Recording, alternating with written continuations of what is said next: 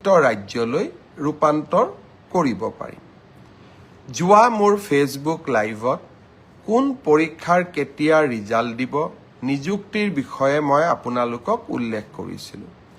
Police কনিষ্টবলৰ ক্ষেত্ৰত থকা নিষেধাজ্ঞা যাতে উচ্চতম ন্যায়ালয়ে উঠাই লয়, অহা 8 তাৰিখে উচ্চতম ন্যায়ালয়ত আমি ভেকেটিং পিটিশ্যন আমি আগবঢ়াম।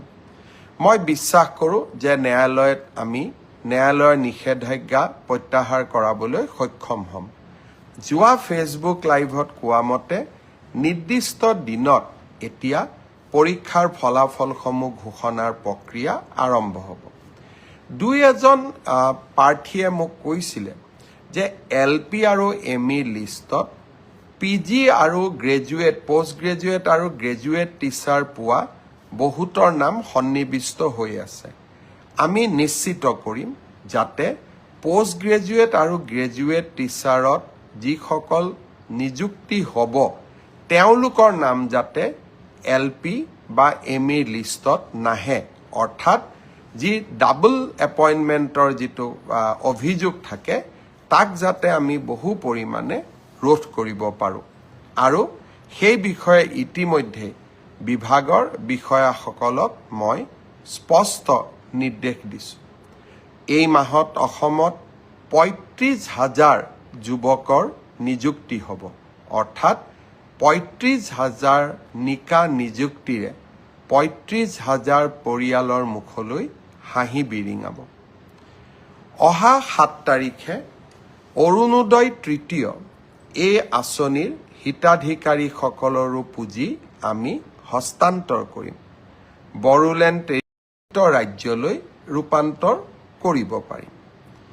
যোৱা মোৰ ফেচবুক লাইভত কোন পৰীক্ষাৰ কেতিয়া ৰিজাল্ট দিব নিযুক্তিৰ বিষয়ে মই আপোনালোকক উল্লেখ কৰিছিলোঁ। পুলিচ কনিষ্টবলৰ ক্ষেত্ৰত থকা নিষেধাজ্ঞা যাতে উচ্চতম ন্যায়ালয়ে উঠাই লয়, অহা 8 তাৰিখে উচ্চতম ন্যায়ালয়ত আমি ভেকেটিং পিটিশ্যন আমি আগবঢ়াম।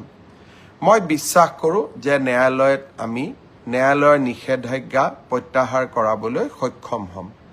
যোৱা ফেচবুক লাইভত কোৱা মতে নিৰ্দিষ্ট দিনত এতিয়া পৰীক্ষাৰ ফলাফলসমূহ ঘোষণাৰ প্ৰক্ৰিয়া আৰম্ভ হ'ব। দুই এজন প্ৰাৰ্থীয়ে মোক কৈছিলে যে LP আৰু ME লিষ্টত PG আৰু গ্ৰেজুৱেট, পোষ্ট গ্ৰেজুৱেট আৰু গ্ৰেজুৱেট টিচাৰ পোৱা বহুতৰ নাম সন্নিৱিষ্ট হৈ আছে।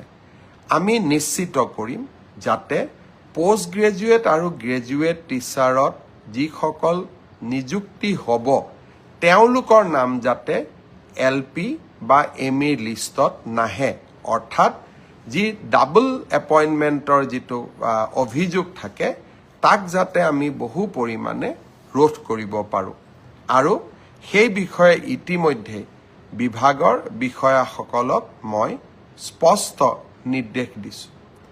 এই মাহত অসমত 35,000 যুৱকৰ নিযুক্তি হ'ব, অৰ্থাৎ 35,000 নিকা নিযুক্তিৰে 35,000 পৰিয়ালৰ মুখলৈ হাঁহি বিৰিঙাব।